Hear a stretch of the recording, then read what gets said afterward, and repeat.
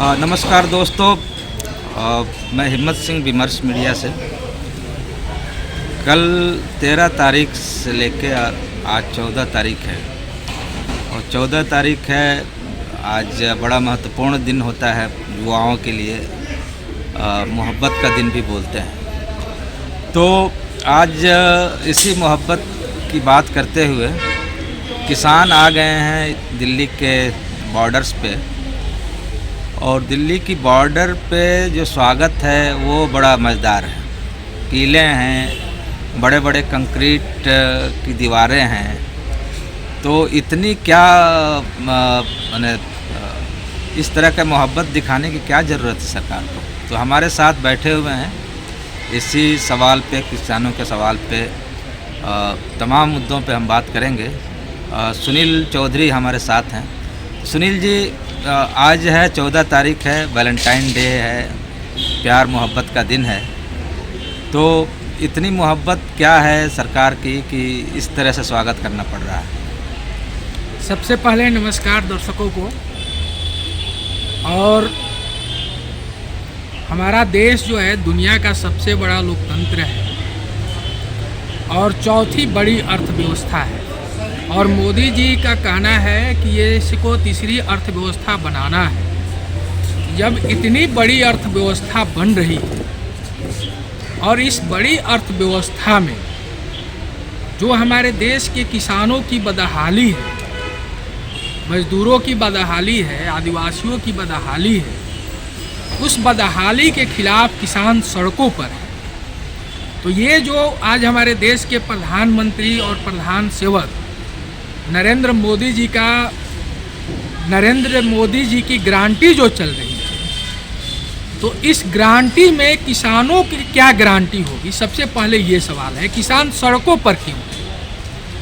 उन्होंने स्वामीनाथन आयोग की रिपोर्ट को, इसके पहले जो किसान आंदोलन हुआ था, उनका सबसे महत्वपूर्ण मांग हुआ था कि एमएसपी को कानूनी मान्यता दिया जाए, यानी कि जो भी उपज है उसका न्यूनतम समर्थन मूल्य का कानूनी मान्यता मिले, और सरकार ने ये गारंटी की थी।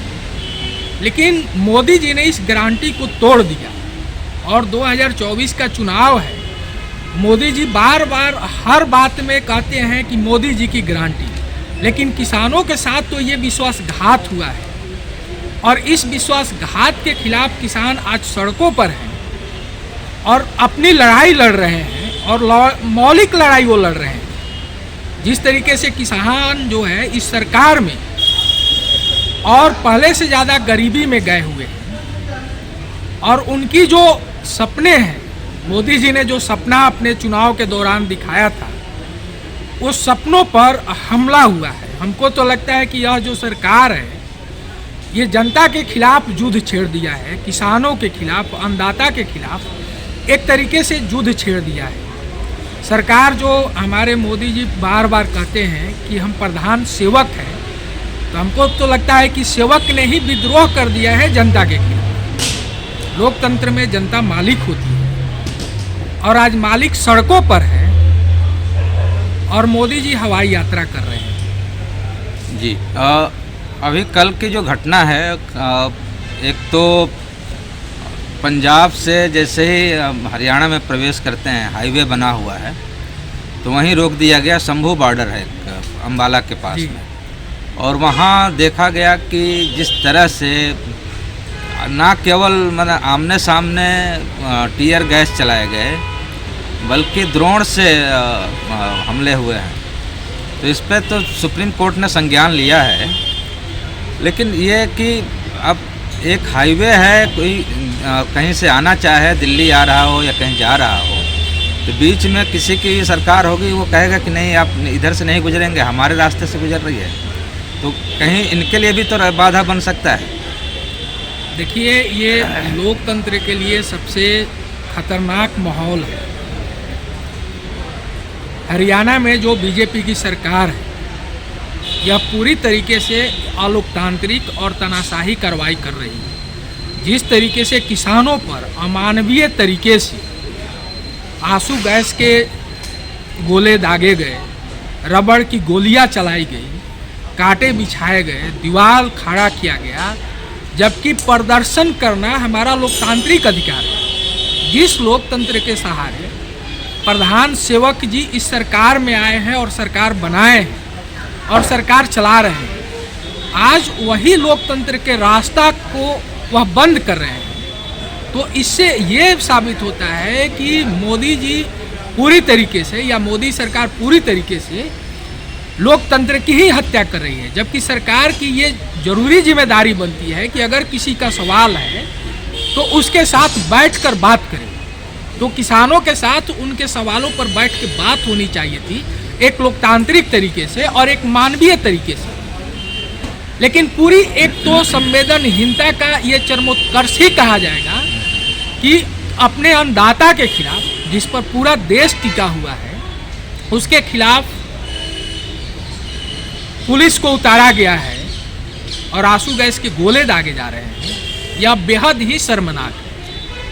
ये एक सवाल और आ रहा है कि जिस तरह से ये बाधाएं उत्पन्न की जा रही हैं, बड़े बड़े मतलब लग रहा था किला बनाया जा रहा उसको, तो ये अपने ही देश के नागरिकों के खिलाफ, कहीं एक तो आप कह रहे हैं कि नागरिकों के खिलाफ सरकार ने विद्रोह कर दिया।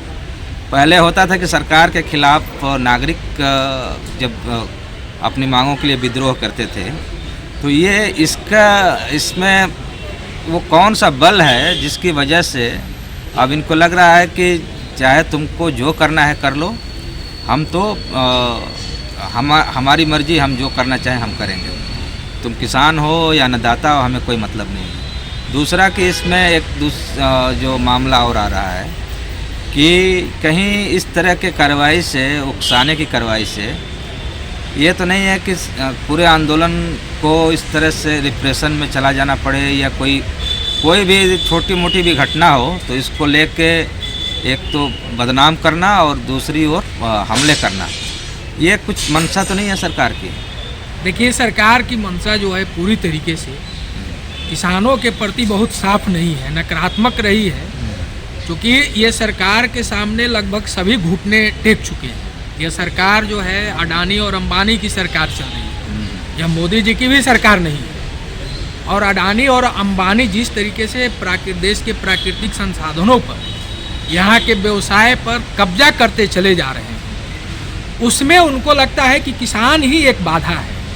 तो हमारे जो मोदी जी हैं वह कॉरपोरेट के मैनेजर के रूप में कार्य कर रहे हैं, वह किस देश के प्रधानमंत्री के रूप में कार्य नहीं कर रहे हैं। अगर देश के प्रधानमंत्री के रूप में कार्य करते, या जो बार बार अपने आप को कहते हैं कि हम प्रधान सेवक हैं, तो प्रधान अगर सेवक के रूप में कार्य करते तो किसानों के साथ वह बैठ के बातचीत करते और किसानों की समस्या को हल करते। क्योंकि इसमें दो जो सवाल है, एक जो है स्वामीनाथन आयोग की रिपोर्ट, तो स्वामीनाथन आयोग की रिपोर्ट ही जो है, एक तरफ स्वामीनाथन जी को उन्होंने भारत रत्न से सम्मानित किया और उनका जो रिपोर्ट है उसमें दो महत्वपूर्ण रिपोर्ट है।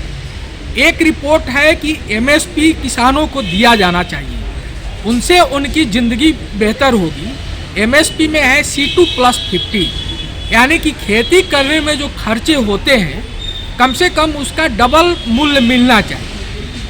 एक ये हो गया। दूसरा हो गया कि जो हमारे पास ज़मीनें पड़ी हुई है, जो फाजुल की ज़मीनें पड़ी हुई है, तो बहुत सारे किसान हैं जिनके पास अपनी ज़मीन नहीं है। तो वह ज़मीन अगर किसानों के बीच में वितरित कर दी जाती है, सरप्लस जो ज़मीन है, तो उनकी स्थिति भी बेहतर हो जाएगी और एक मजबूत राष्ट्र बनेगा। यह दो जो सवाल है। और तीसरा है कि किसानों का कर्ज माफ़ होना चाहिए। और कई छोटे मोटे उनका है सुझाव कि इससे जो है किसान मजबूत होंगे और देश मजबूत होगा। लेकिन हमको लगता है कि सरकार उनके साथ भी नाइंसाफ़ी कर रही है, उनके नाम पर उनको भारत रत्न दे रही है और किसानों पर गोली चला रही है। नहीं, एक तो कहीं ये तो नहीं लग रहा है कि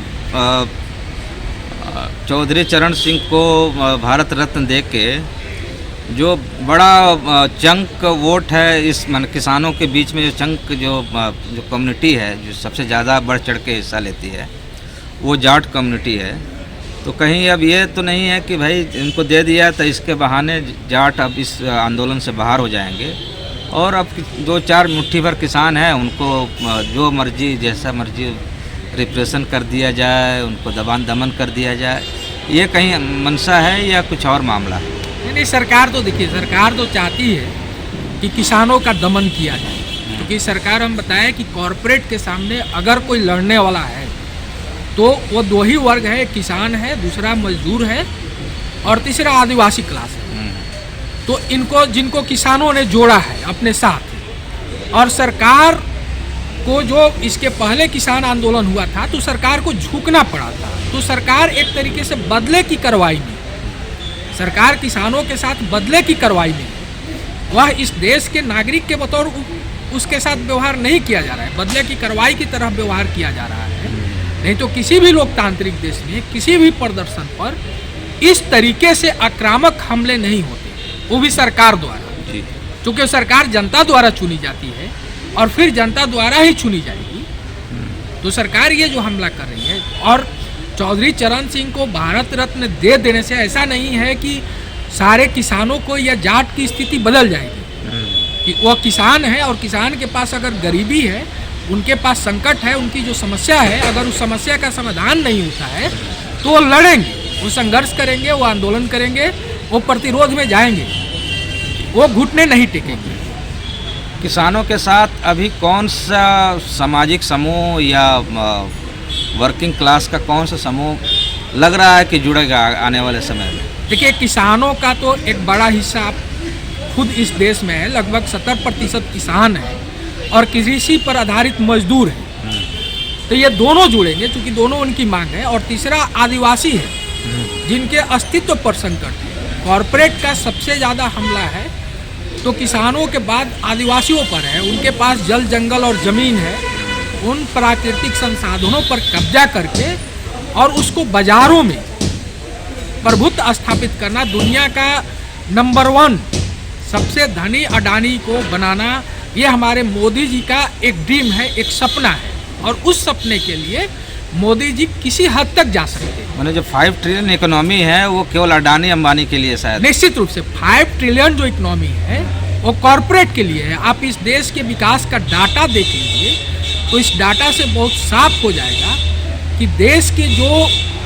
पूंजी है, कैपिटल है, वो मासेज कैपिटल कॉरपोरेट के पास चला गया है और उसका बहुत कम हिस्सा जो है वो आम जनता के पास है। तो इसलिए ये जो कॉरपोरेट के पास गया हुआ है, अब उसके माध्यम से वह और प्राकृतिक संसाधनों पर कब्जा करना चाहते हैं। एक सवाल और लास्ट में, ये अभी चुनाव होने वाला है और जिस तरह से सरकार किसानों के साथ व्यवहार कर रही है, वो अन्नदाता जिसकी बात आप कर रहे हैं, जिसके बल पे कह रहे हैं कि हम 5 किलो अनाज देंगे 80 करोड़ लोगों को अगले 7-8 साल तक, 2028 तक बता रहे हैं। तो ये चुनाव भी है और चुनाव के इसका कोई असर पड़ेगा आने वाले, अब तो 2-3 महीने बचे हैं, और इस तरह से सरकार का रवैया रहा तो फिर क्या मामला कुछ बदल भी सकता है इक्वेशन, या जैसा है वैसे चलता रहेगा? ना देखिए,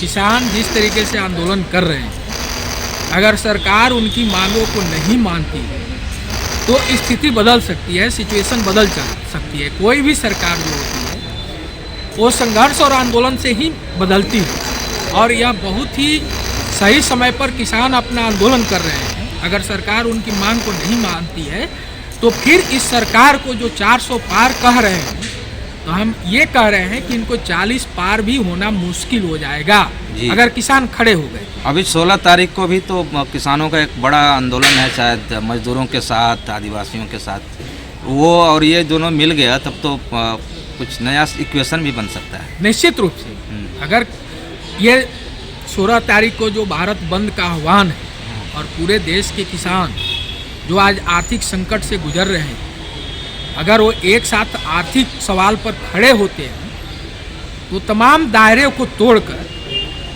सरकार के खिलाफ अपना यह एक गुस्सा और इजहार कर रहे हैं, तो निश्चित रूप से इस सरकार के सामने सबसे बड़ा संकट खड़ा करेंगे और सरकार को 24 का जो सपना है वो हो सकता है कि पूरा ना हो। एक लास्ट अंतिम सवाल है कि राहुल गांधी शायद आ रहे हैं किसान आंदोलन में शामिल होने के लिए, इसका क्या असर पड़ेगा? निश्चित रूप से राहुल गांधी अगर आ रहे हैं और राहुल गांधी अपने बयान में कह रहे हैं कि हमारी सरकार आती है तो एमएसपी की हम गारंटी करते हैं, तो किसानों के साथ के पक्ष में वो सकारात्मक पहल ले रहे हैं। अब किसानों के साथ वो बात है कि किसान इसका कितना कांग्रेस के साथ खड़े हो रहे हैं, क्योंकि वो कांग्रेस से भी धोखा खाए हुए हैं। तो मेन है कि अब कांग्रेस के साथ राहुल गांधी पर किसानों का भरोसा कितना होता है, या राहुल गांधी किसानों का भरोसा कैसे जीतते हैं।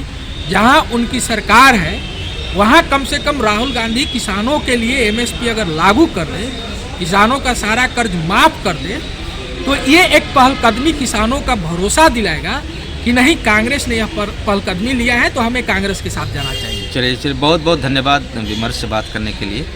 और फिर अगले विषय पे हम और दूसरे सब्जेक्ट पे हम बातचीत करते रहेंगे। आपका बहुत बहुत आभार हमसे बात करने। धन्यवाद।